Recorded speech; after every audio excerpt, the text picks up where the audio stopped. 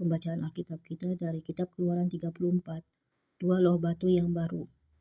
Berfirmanlah Tuhan kepada Musa, pahatlah dua loh batu sama dengan yang mula-mula. Maka aku akan menulis pada loh itu segala firman yang ada pada loh yang mula-mula yang telah kau pecahkan. Bersiaplah menjelang pagi dan naiklah pada waktu pagi ke atas gunung Sinai. Berdirilah di sana menghadap aku di puncak gunung itu. Tetapi janganlah ada seorang pun yang naik bersama-sama dengan engkau dan juga seorang pun tidak boleh kelihatan di seluruh gunung itu. Bahkan kambing domba dan lembu sapi pun tidak boleh makan rumput di sekitar gunung itu.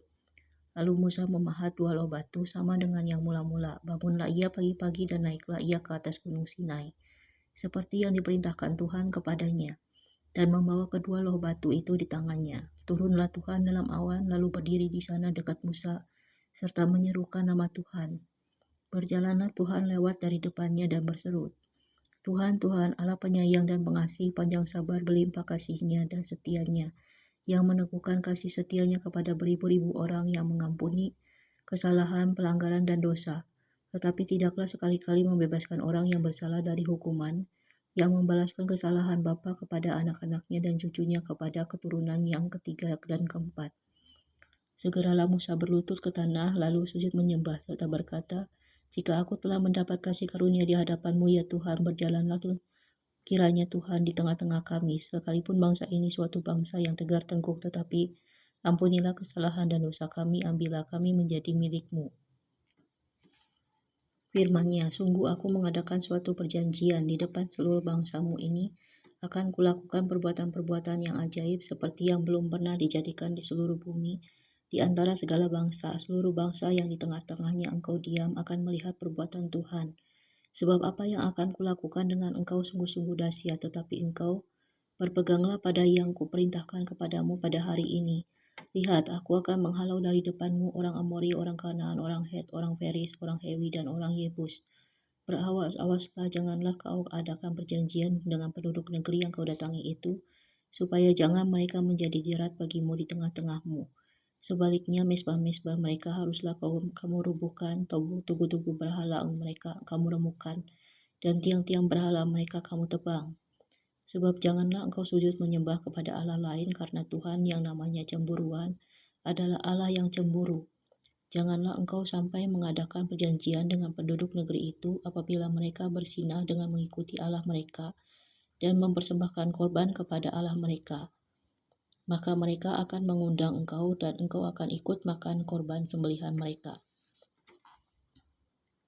Apabila engkau mengambil anak-anak perempuan mereka menjadi istri anak-anakmu dan anak-anak perempuan mereka, anak-anak perempuan itu akan bersinah dengan mengikuti Allah mereka, maka mereka akan membujuk juga anak-anakmu laki-laki untuk bersinah dengan mengikuti Allah mereka.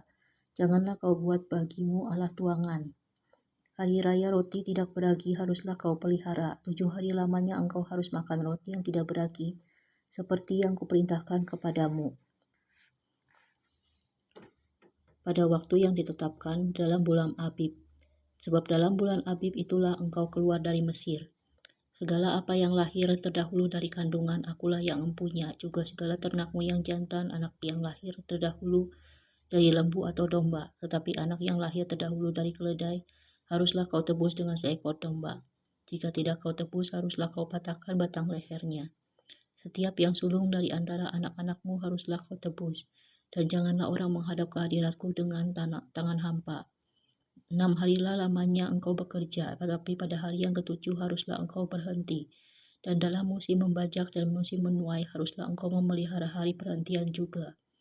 Hari raya 7 minggu, yakni hari raya buah bungaran dari penuaian gandum.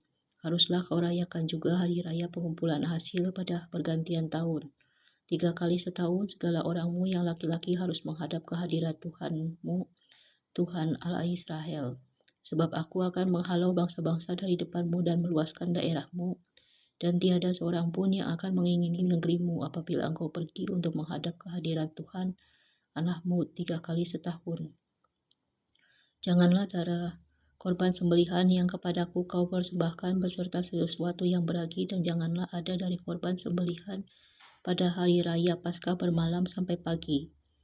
Yang terbaik dari buah bungaran hasil tanahmu haruslah kau bawa ke dalam kemah Tuhan.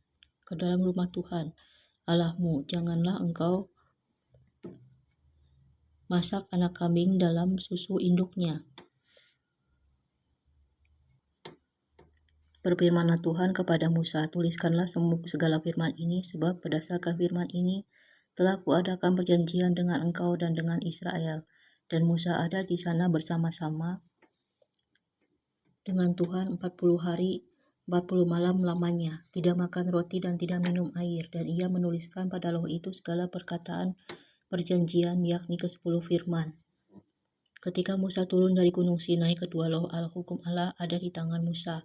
Ketika ia turun dari gunung itu, tidaklah ia tahu bahwa kulit mukanya bercahaya oleh karena ia telah berbicara dengan Tuhan. Ketika Harun dan segala orang Israel melihat Musa, tampak kulit mukanya bercahaya, maka takutlah mereka mendekati dia. Tetapi Musa memanggil mereka, maka Harun dan segala pemimpin jemaah itu berbalik kepadanya dan Musa berbicara kepada mereka. Sesudah itu mendekatlah segala orang Israel, lalu disampaikannyalah kepada mereka segala perintah yang diucapkan Tuhan kepadanya di atas gunung Sinai. Setelah Musa selesai berbicara dengan mereka, diselubunginyalah mukanya. Tetapi apabila Musa masuk menghadap Tuhan untuk berbicara dengan dia, ditanggalkannya lah selubung itu sampai keluar.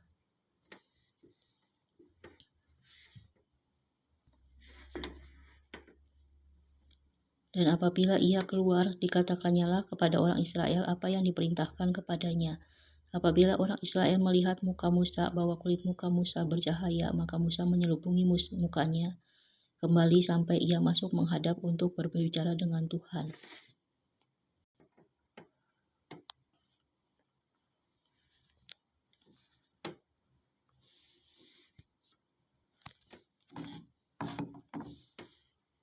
Kesimpulannya, saat Tuhan memperbarui perjanjiannya dengan Israel setelah kegagalan mereka, kita belajar bahwa Tuhan tetap penuh kasih dan setia memberi kesempatan baru kepada orang yang mau kembali kepadanya.